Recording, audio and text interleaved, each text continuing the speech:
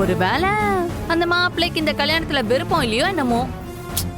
அனன்யா, அப்படி பார்த்தா உன்னை நான் கல்யாணம் பண்ணாம நான் தான் ஃபர்ஸ்ட் ஓடி போயிருக்கணும். உன்னையே நான் கல்யாணம் பண்ணிக்கிட்டேன். அப்படி இருக்கிறப்போ என் தங்கச்சிக்கு இன்னும் குறை சொல்லு. அவளை பிடிக்காம எவன் ஓடி போவான் இங்க சொல்லு.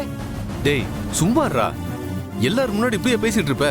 பின்ன என்ன, இங்க எவ்வளவு சந்தோஷமான விஷயம் நடக்க போகுது. அந்த நேரத்துல அவசரமா வந்து பேசின்னு இருக்கிறா.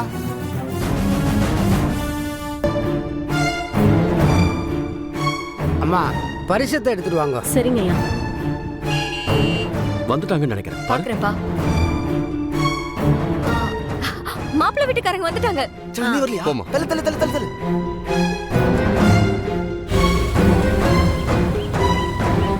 வாங்க வாங்க வாங்க.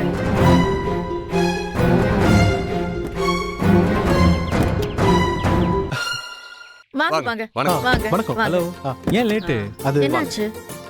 வர வழியில டயர் பஞ்சர் ஆயிடுச்சு. வண்டி மாத்தி எடுத்துட்டு வந்தோம், அதான் டைம் ஆயிடுச்சு. ஓ ஓஹோ. வாங்க உள்ள வாங்க. வாங்க மாப்பிள்ள, எப்படி இருக்கீங்க?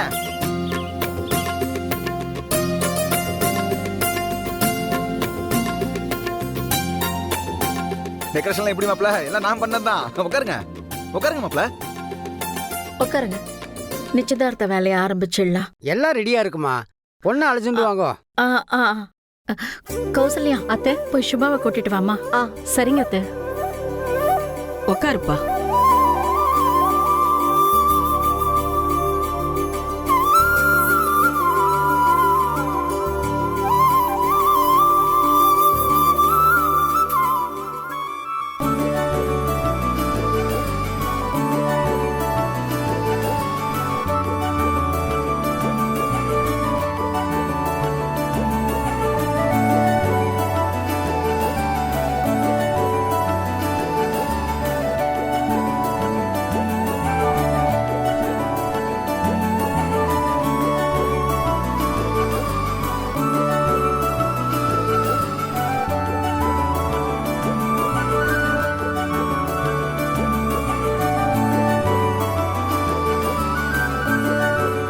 சுபா, அப்பா அம்மா காலில் விழுந்து ஆசீர்வாதம் வாங்கிக்கும். என்ன ஆசீர்வாதம் பண்ண. நல்லா இருமா. நல்லா சந்தோஷமா இரு. நல்லா இருமா. என் கண்ணே பட்டுடும். உட்காரு. உட்காரு. உட்காருங்கப்பா. உட்காருங்க. உட்காரு உட்காரு. காலம் ஓடுனதே தெரியல. இப்பதான் தவிழ்ந்து விளையாட ஆரம்பிச்ச மாதிரி இருக்கு. அதுக்குள்ள கல்யாணம் வரைக்கும் வந்துட்டோம்.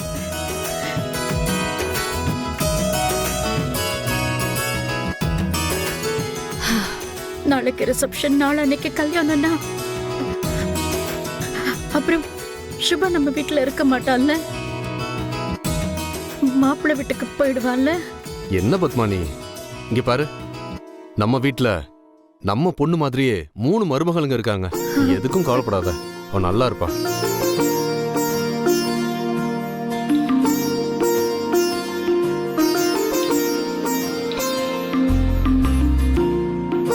என்னத்த இதுக்கு போய் இவ்ளோ எமோஷனல் ஆயிட்டு இருக்கீங்க?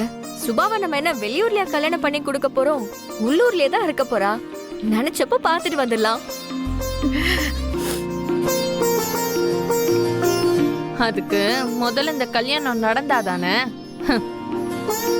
சரி, ஃபங்க்ஷனை ஸ்டார்ட் பண்ணிடலாம். டைம் ஆயிட்டு இருக்கு. ஆமாமா. ஐயா, அம்மா ஸ்டார்ட் பண்ணிடுங்க. ஆரம்பிச்சிடலாம். ஆரம்பிச்சிடுங்க.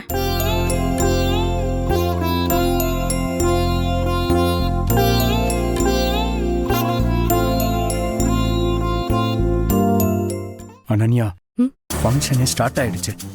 அப்படி என்னதான் பிளான் வச்சிருக்க? போற போக்க பார்த்தா நிச்சயதார்த்தம் நல்லபடியா நடந்து முடிஞ்சிரும் போல. கண்டிப்பா இந்த என்கேஜ்மெண்ட் நடக்காது வசந்த். நான் வச்சிருக்கிற டைம் பாம் அப்படி கரெக்டான டைமுக்கு பூகமா மாதிரி வெடிக்குதான் மட்டும் பாரு.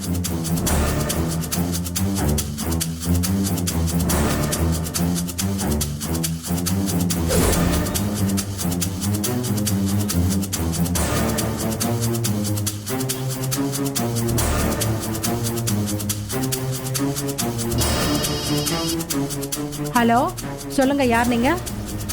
நான் யாருங்கிறதெல்லாம் முக்கியம் இல்ல. நான் சொல்றத மட்டும் நல்லா கவனமா கேட்டுக்கோங்க. இன்னைக்கு உங்க பையன் மனோஜுக்கும் சுபாக்கும் என்கேஜ்மெண்ட் நடக்க போகுது. என்ன என்னம்மா சொல்ற? யாருமா நீ? இப்ப அதெல்லாம் சொல்லி புரிய வைக்க எனக்கு டைம் இல்ல.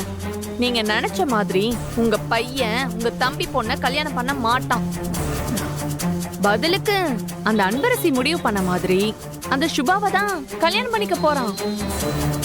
இன்னைக்கு என்கேஜ்மெண்ட் மட்டும் நடந்துருச்சுன்னா இத ஒன்ன மட்டுமே காரணமா வச்சு அன்பரசி சுபாக்கும் மனோஜுக்கும் எப்படியாச்சும் கல்யாணத்தை பண்ணி வச்சிருவா. அதுக்கப்புறம் நீங்க தலைகீழ நின்னாலும் உங்க தம்பி பொண்ணு கூட கல்யாணத்தெல்லாம் நடத்த முடியாது. என்னம்மா சொல்ற? இங்க பாருங்க, நான் சொல்ற அத்தனையுமே உண்மைதான். இப்போ நீங்க சுபாவோட வீட்டுக்கு வந்தா கூட இந்த என்கேஜ்மெண்ட்டை எப்படியாவது தடுத்து நிறுத்திடலாம். நான் சொல்ல வேண்டியதெல்லாம் சொல்லிட்டேன். இதுக்கு மேல உங்க இஷ்டம். நான் வச்சிடுறேன். ஹலோ ஹலோ,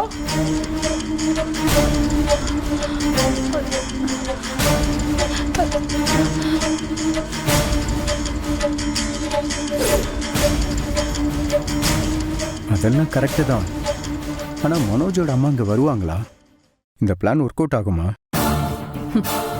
கண்டிப்பா ஒர்க் அவுட் ஆகும். ஏன்னா ஆறுமுகத்தை வச்சு நம்ம விளையாடுற கேம் அப்படி. மனோஜோட அம்மாவை பொறுத்த வரைக்கும் இந்த கல்யாணத்தை நடத்தணும்னு ஆசைப்படுறது செத்து போன மனோஜோட அப்பா.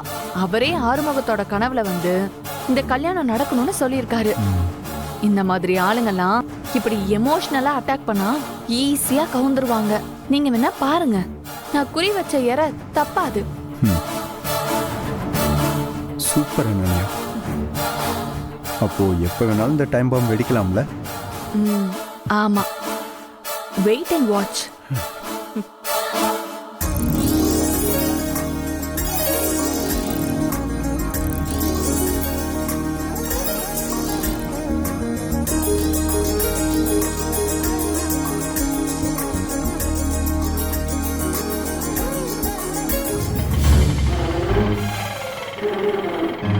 அம்மா பத்திரிகையை வாசிச்சிடலாமா?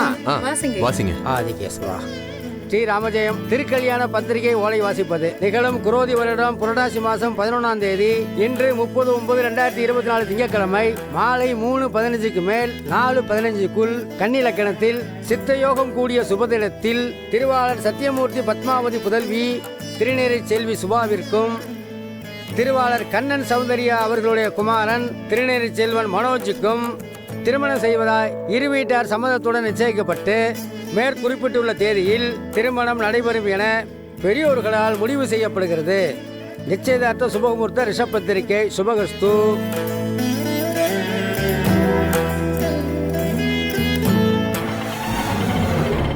கொஞ்சம் சீக்கிரம் போங்கப்பா. இந்தாங்க, மாப்பிள்ளைக்கும் பொண்ணுக்கு மாலையை போடுங்க. வா கௌசல்யா, வா. வராத மாலை போட்டு விட. போடுமா.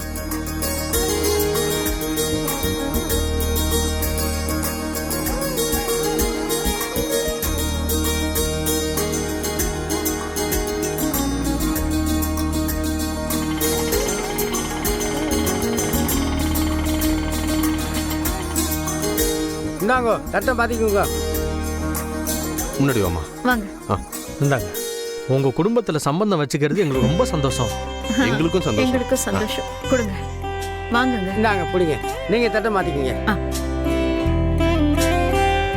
உங்க வீட்டுல சம்பந்தம் வச்சுக்கிறதுல எங்களுக்கும் ரொம்ப சந்தோஷம்.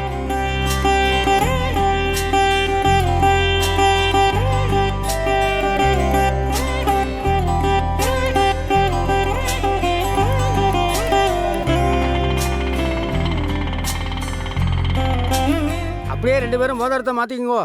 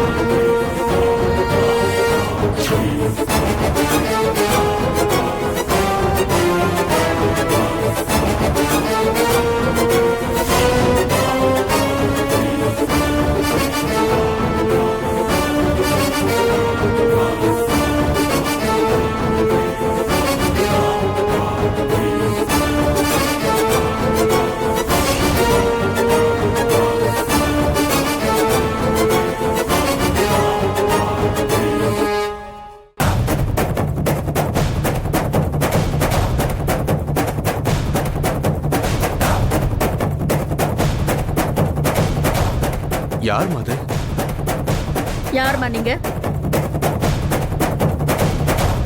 நடு வீட்ல வந்து கத்திட்டு இருக்கீங்க.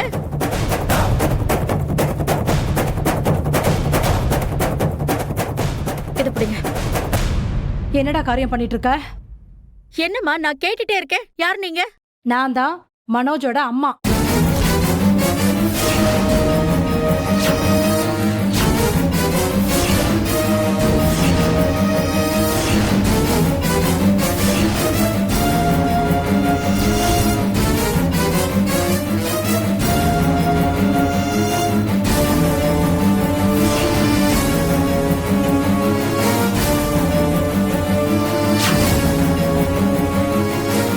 ஆ, நீங்க அவர் அம்மானா இதோ இங்க நிக்கிறாங்களே அவங்க யாரு?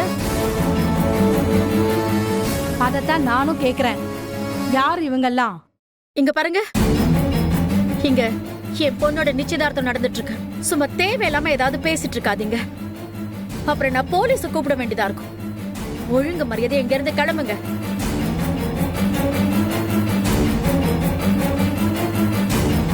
ஒரு சின்ன பையன் முன்னுக்கு வந்துடக்கூடாது. திடீர்னு யாராவது வந்து இது என் சொந்தம், என் பையன் அப்படின்னு சொந்தம் கொண்டாடிடுறது. ச்சே. அப்படியா? இதோ இங்க நிக்கிறானே, இவன் கிட்ட நான் இவன் அம்மா இல்லன்னு மட்டும் சொல்ல சொல்லுங்க பாப்போம்.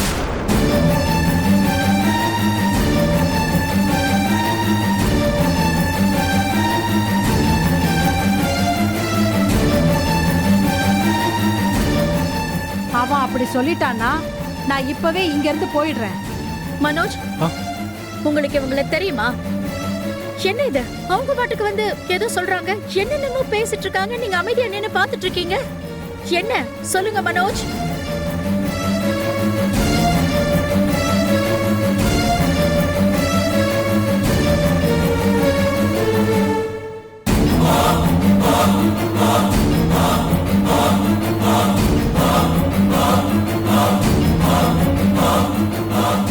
மனோஜ் அமைதியா நிக்கிறத பார்த்தா இவங்க தான் அவனோட உண்மையான அம்மாவா இருப்பாங்க போல இருக்கே. என்ன மனோஜ், நீங்க அமைதியா இருக்கிறத பார்த்தா எனக்கு சந்தேகமா இருக்கு. என்னப்பா? அவங்க சொல்ற மாதிரி அவங்க உங்க அம்மாவா? அவன் எப்படி இல்லன்னு சொல்லுவான்? ஏன்னா நான் தான் அவனோட உண்மையான அம்மா. இது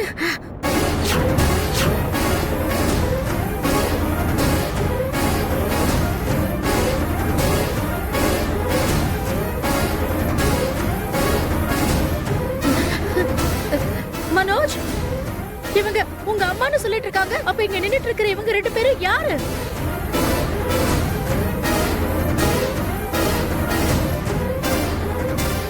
ச்சே. மனோஜ், நீங்க பிசினஸ் மேன் சொன்னீங்களே, என்ன நடக்குதுங்க? பிசினஸா? ஏதோ 4 பூ கட்டிதான் எங்க வயித்து பொழப்பே ஓடுது. அதுவும் இல்லாம கெட் அவுட்.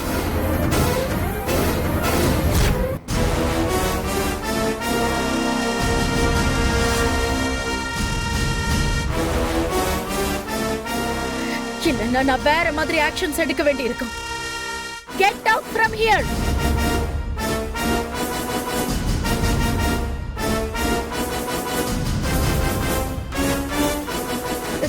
என்னடா பாத்துட்டு இருக்க? என்னம்மா மாலைய இதெல்லாம்? கலட்டுறா. கலட்டுற மாலையா? ஐயோ வா அம்மா அம்மா அம்மா ப்ளீஸ்மா. வாம்மா வா, உன்னதான் எதிர்பார்த்துட்டு இருந்தேன்.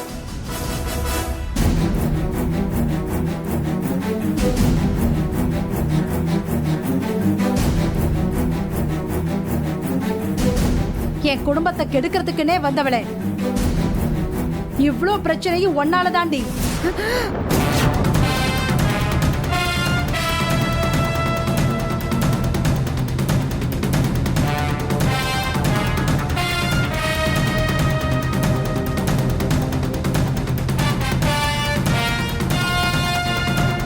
உன்கிட்ட நான் அன்னைக்கே சொன்னேன், என் தம்பி பொண்ணுக்கும் என் பையனுக்கும் தான் கல்யாணம் நடக்கும்னு சொன்னேன்.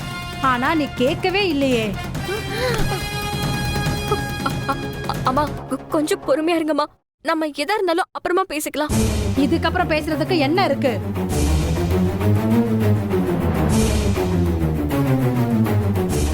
அம்மா நான் உயிரோட இருக்கும்போது யாரோ ஒருத்தவங்கள கூட்டிட்டு வந்து அம்மா அப்பான்னு சொல்லி நிச்சயதார்த்தம் பண்றியே, நீ எல்லாம் ஒரு பொண்ணா?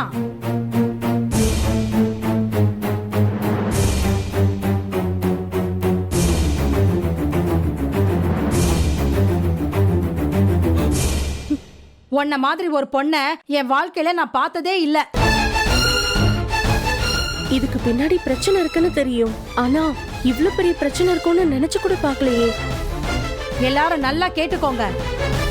என் பையன் மனோஜுக்கு என் தம்பி பொண்ண பேசி முடிச்சிட்டேன்.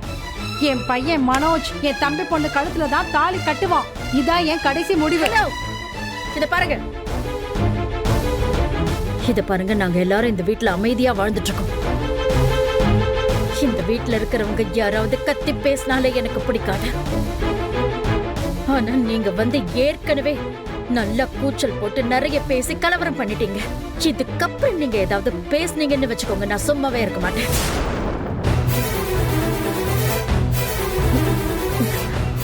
உங்க பையன் தானே உங்களுக்கு வேணும், கூட்டு வெளில போங்க.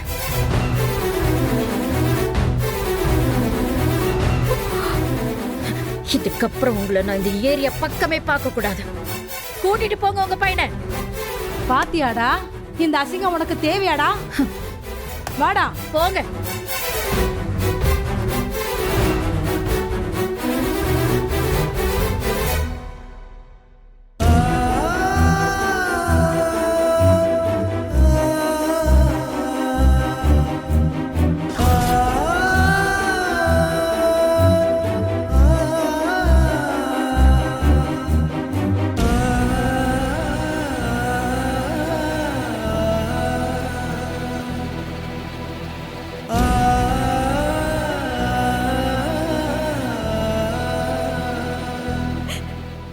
அவங்க சொல்லிட்டு போனதெல்லாம் உண்மையா? அம்மா அது வந்துமா. நீ சும்மா இரு. நான் உன்கிட்ட எதுவுமே கேட்கல. நான் கேட்டவங்க மட்டும் எனக்கு பதில் சொன்னா போதும். பேசாம இரு. உன் பொண்டாட்டிக்கு வக்காலத்து வாங்கிட்டு வராத.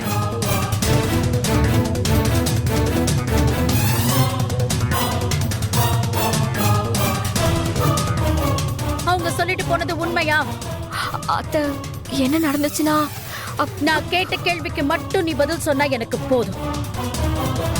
இதெல்லாம் உண்மையா? அந்த அம்மா சொன்னது உண்மையா?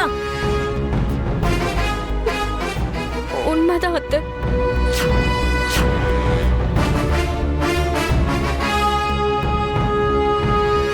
ஆண்டி, இதுக்கெல்லாம் காரணம் அன்பரசி தான் எனக்கு அப்பவே தெரியும். நான் அன்னைக்கே உங்க எல்லார்கிட்டயும் படிச்சு சொன்னேன். ஆனா நீங்க யாருமே அதை கேட்கல. இப்ப பாத்தீங்களா என்ன நடந்திருக்குன்னு? நான் சொன்னதை கொஞ்சமாவது யாராவது கேட்டிருந்தீங்கன்னா இன்னைக்கு இந்த குடும்பத்துக்கு இப்படி ஒரு அவமானம் வந்திருக்காது. ஏய், கொஞ்சம் சும்மா இருக்கியா? தேவையில்லாம பேசிக்கிட்டு இருக்க. எந்த நேரத்துல என்ன பேசணும்னு கூட உனக்கு தெரியாது. கொஞ்சம் கம்முன்னு இரு. ஜெய், அனன்யா சொல்றதுல என்ன தப்பு இருக்கு? அம்மா, நம்ம குடும்பத்துக்கு இவ்வளவு பெரிய அவமானம் வரதுக்கு காரணம் இதை இங்க நிக்கிறாளே இவதான். சொல்ல வேண்டியதை உரைக்கிற மாதிரி அந்தந்த நேரத்துக்கு அனன்யா சொல்றான். அவ சொல்றது எல்லாமே சரிதானே? மம்மி, ஃபர்ஸ்ட் அன்பரசி என்ன சொல்ல வராங்க அது கேட்கலாம்ல? மம்மி, ரெண்டு சைடு வாதத்தையும் கேட்டுதான் அங்க கோர்ட்லயே ஜட்ஜி தீர்ப்பு கொடுப்பாரு. ஆனா இங்க அன்பரசி என்ன சொல்ல வராங்கங்கறத கேட்கறது கூட நீங்க தயாரா இல்லையே. ஜெய், இது வரைக்கும் நான் கேட்டது, இங்க நடந்தது எல்லாமே போதும்.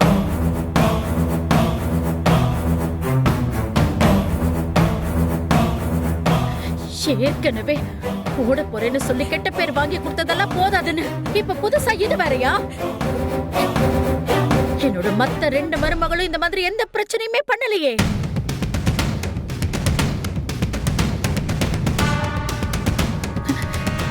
இப்ப ஒருத்தியால மட்டும்தான் என் குடும்பத்துக்கு இவ்ளோ கெட்ட பேர். நான் இப்பவே இத கிள்ளி எரியாம விட்டா என் குடும்பத்தையே இவன் நாசமாக்கிடுவான். அதனால நான் முடிவு பண்ணிட்டேன். அன்பரசுக்கு இனிமே இதுக்கு மேல இந்த வீட்ல இடம் இல்ல.